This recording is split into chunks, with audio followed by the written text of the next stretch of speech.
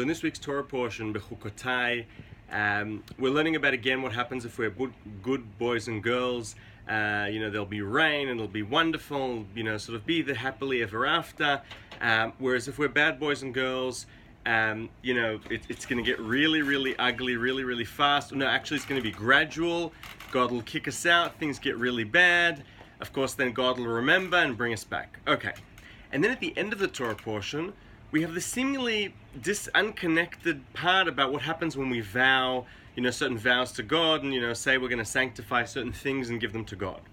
And I'd like to try and understand what the connection is between this sort of, condition between us listening to God or not, keeping mitzvot, crime and punishment, and the end of the Torah portion. Right? How are vows connected to this whole story? A closer look at what's actually happening, I think, brings about a remarkable character, an actual character in the biblical plot that we never often think about. And I have to thank the the Rav Soloveitchik, for this idea.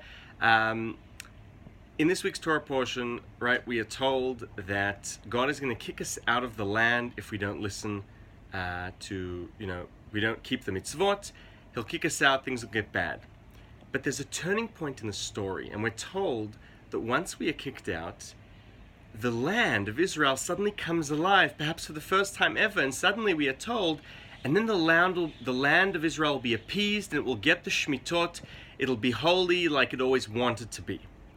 And then at the end, after we've been bad, we've been banished, God's kicked us out again, the land of Israel appears, we are told, and God will remember his covenant to the forefathers, and he will remember the land of Israel.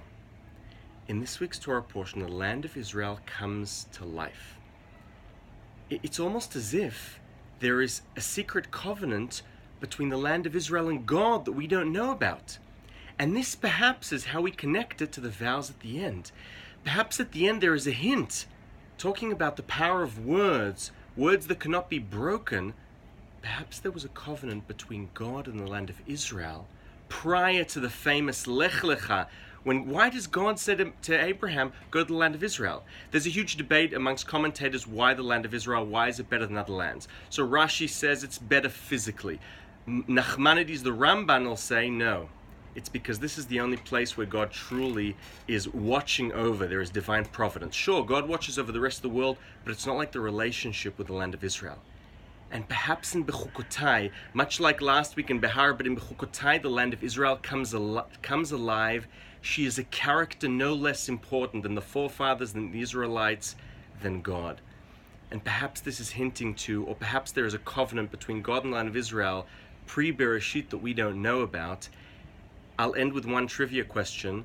If anyone can find me a midrash, a story where the land of Israel is personified and comes to life. I haven't found such. But in Behukotai, more than ever, she comes alive and makes one wonder, what is the most sacred bond between God and the land of Israel, or God and the Jewish people, and what really is our role in this triangle? Shabbat Shalom.